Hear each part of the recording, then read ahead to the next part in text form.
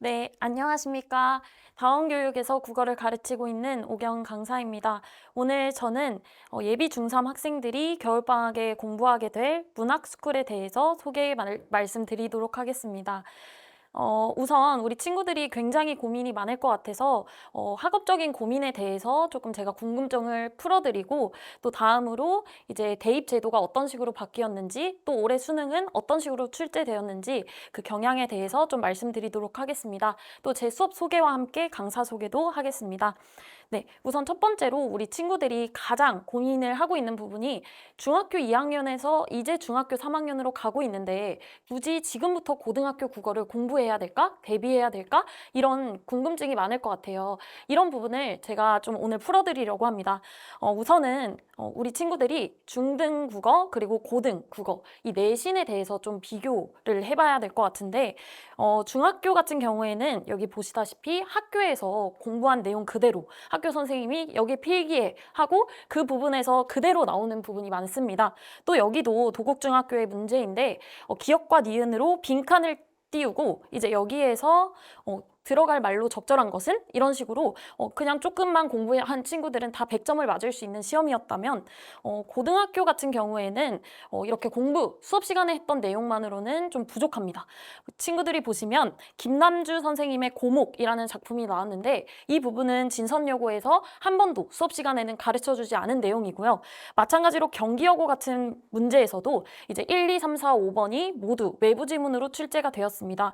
그래서 이런 부분을 봤을 때 우리 친구들이 조금 고등학교 내신은 중학교와 많이 다르고 또 고등학교에서는 수업 시간에 배운 내용뿐만 아니라 많은 문제들이 많이 나온다. 그래서 이런 외부 작품을 공부하는 것이 굉장히 중요합니다. 그래서 저는 우리 친구들과 수업 시간에 이런 정말 외부 작품 중에서도 중요한 부분을 우선은 6회차에 끊어서 가르칠 예정이고요. 또 제가 대치동 출신이고 또 고등학교 1, 2학년 내신을 전문으로 가르치는 강사이다 보니까 어떤 학교에서 어떤 외부 작품이 나오는지 잘 알고 있습니다. 그래서 우리 친구들이 이런 부분을 잘 대비할 수 있도록 단기간에 이런 부분을 잘 캐치해서 이제 수업 시간에도 많이 가르칠 예정이고요. 또 그래서 여기 정리해보자면 중등과 고등의 내신은 이렇게 많이 다르고 또 뒤에서 이야기할 서술형 문제에서도 굉장히 많이 다릅니다. 그래서 우리 친구들이 중등 내신을 대비하고 싶다면 중등반의 선생님에게 가면 되지만 고등학교의 내신 또 수능을 대비하고 싶다면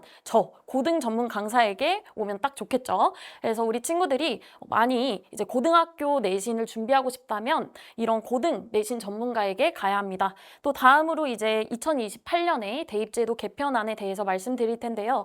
수능은 우리 친구들이 잘 알고 있다시피 통합과로 이제 준비가 됩니다. 그런데 이제 내신 같은 경우에는 두 가지 정도로 달라지는데 9등급제에서 5등급제로 좀 이렇게 축소가 되다 보니까 1등급의 비율이 굉장히 늘어납니다. 그래서 우리 친구들이 좀 중상위권이다. 나는 원래는 내신 1등급 을 맞을 자신이 없었고 중학교에서도 좀 어려웠다 하는 친구들도 이제는 고등학교에 가서 좀 쉽게 맞을 수 있습니다. 그런데 그렇다고 문제가 쉽게 나오느냐? 그건 아니라는 거죠. 여기 보시면 오지선다형에서 논서술형으로 대폭 확대가 됩니다. 그래서 우리 친구들이 오지선다는 그냥 찍어서 맞은 경우도 많잖아요. 근데 여기 보시면 논서술형은 암기한다고 되는 게 아니라 정말 줄글 쓰는 연습도 많이 해야 합니다. 여기 보시면요. 중학교 같은 경우에는 논서술형 문제가 많이 나오지도 않지만 정말 나온다고 하더라도 쉽게 나옵니다. 여기 보시면 빈칸을 뚫어놓고 여기에 들어갈 말을 쓰시오. 또는 여기서 찾아서 그대로 쓰시오. 이런 문제가 나오니까 우리 친구들이 따로 논서 수령을 대비하지 않아도 선택형과 똑같이 문제를 쉽게 풀 수 있었다면 이제 고등학교 같은 경우에는 이렇게 한 문장 이내로 서술하시오. 7어절로 서술하시오. 또 이렇게 조건이 굉장히 까다롭게 많은 문제들도 있습니다. 그런데 이런 문제에서 굳이 친구들이 틀릴까라고 좀 안일하게 생각할 수 있는데 여기 보시면 제가 이제 우리 친구들이랑 수업 시간에 공부하는 내용이에요. 이건 제가 이제 만든 문제인데 여기를 제대로 보실게요.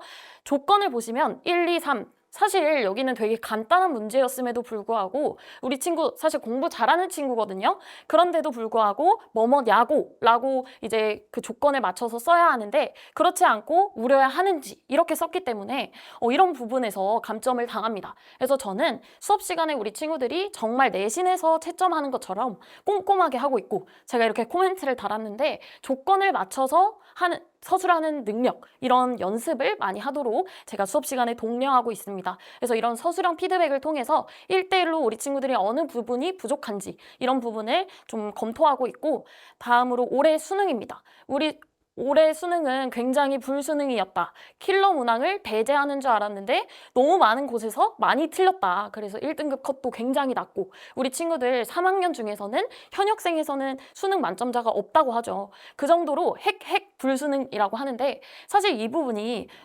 그냥 킬러 문항이 없는 건 맞지만 우리 친구들이 어려워할 부분은 따로 있었습니다. 우선은 2022년의 수능과 2023년의 수능을 한번 보겠습니다. 여기에서 탑10을 꼽아보면 이 중에서 노란색은 유일하게 문학에서 탑10 안에 들었던 문제이고요. 나머지는 다 독서와 문법에서 나왔던 문제입니다. 그러니까 우리 친구들이 사실 문학에서는 좀 안일하게 공부를 하고 킬러 문항 독서에서 나오니까 독서 열심히 공부해야지 하면서도 독서 문법에서 많이 틀렸다는 겁니다. 그런데 올해 수능도 당연히 그렇게 나올 줄 알았는데 탑10 안에 4문제가 문학 문제였습니다. 그러니까 옛날 수능과는 달리 이번에는 문학에서 굉장히 어렵게 나온 거죠.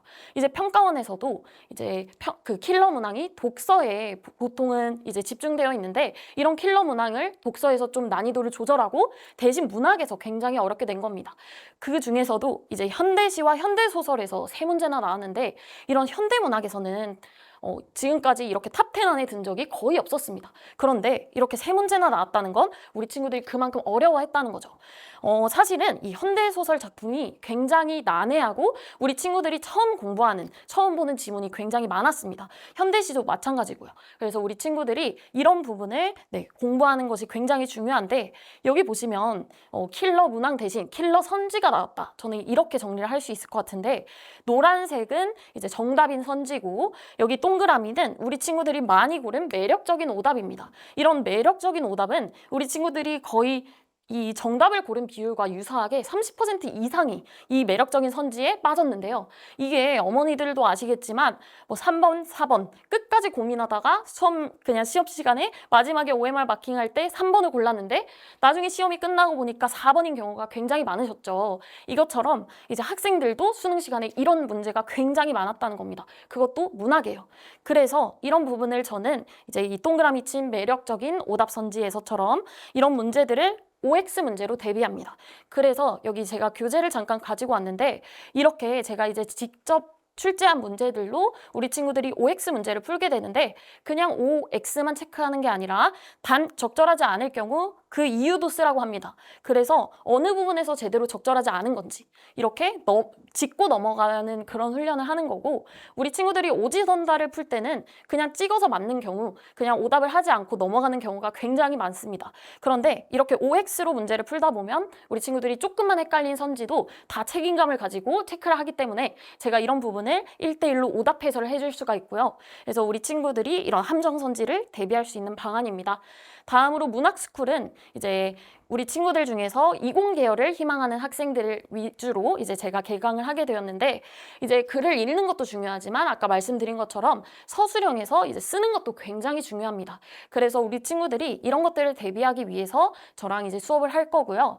여기 보시면 이제 2가지 반으로 개강이 됩니다. 월요일은 고전시가 반, 현대문학 반은 금요일 이렇게 진행이 되는데 원래는 고전시가 반이 우리 친구들이 가장 어려워하는 영역이 고전시가이기 때문에 이 부분을 대비하기 위해서 개강을 했었습니다.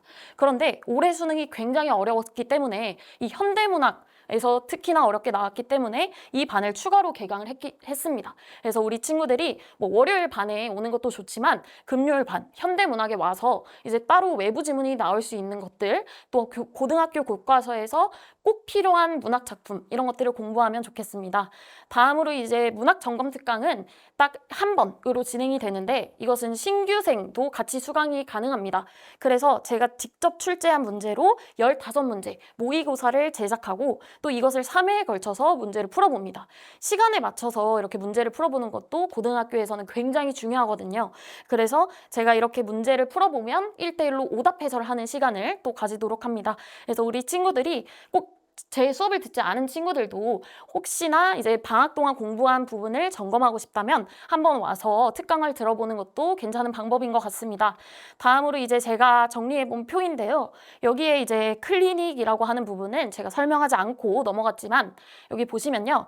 클리닉은 이제 우리 학생들이 와서 고등학교 1학년부터 고등학교 3학년까지 문제풀이를 하고 모의고사에 대한 1대1 오답을 해설을 하는 부분입니다. 그래서 우리 친구들이 원하는 학생이라면 제 수업을 듣는 학생 누구나 와서 이제 3시간 내에 언제든 가능하니까 많이 와서 이제 문제를 풀어봤으면 좋겠고요. 또 이제 수업 관리 부분은 제가 우리 친구들에게 이제 1대1로 소통하는 부분을 굉장히 중요하게 생각하기 때문에 쉬는 시간에도 우리 친구들이 혹시 숙제에서 어려운 부분은 없었는지 수업은 모두 이해했는지 이런 것들을 질의응답하는 시간을 확보하고 있습니다. 또 이렇게 상담을 클리닉에서도 시행을 하고 있는데 우리 친구들이 클리닉에 와서 모의고사를 풀어도 되지만 숙제가 좀 어려웠다면 숙제를 같이 풀면서 이제 1대1로 해설하는 시간을 가지고 있습니다.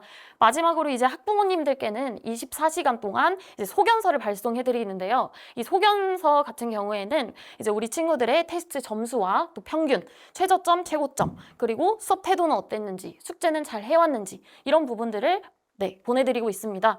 이 중에서 이제 재시험을 만약에 보는 학생들은 이제 평균에서도 2문제 이상 틀린 학생들을 대상으로 하고 있고 테스트 형식은 우리 친구들이 봤던 시험에서 조금 변형해서 이렇게 OX 문제를 또 내고 있는데요. 여기 보시면 똑같이 문제를 틀리는 걸 볼 수 있습니다. 테스트에서 문제를 틀렸는데 그 부분을 아무리 오답을 해설해줘도 우리 친구들이 또 다시 문제를 풀려고 하면은 틀리는 경우가 많습니다. 그래서 이런 부분들은 그 다음 주에 또 불러서 해당 부분에 대해서 또 다시 한번 이제 깜지로 이제 숙제를 내주는 그런 시간을 가지고 있습니다. 그래서 우리 친구들이 처음 틀린 부분을 또 틀릴 확률이 굉장히 높기 때문에 이런 부분을 저와 함께 다시 대비하고 있고요.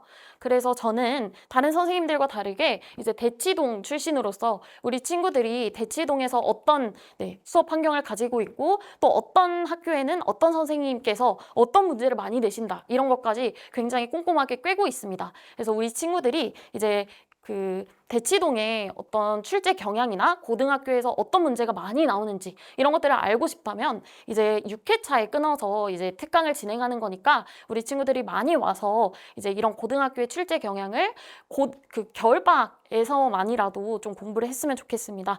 네, 감사합니다.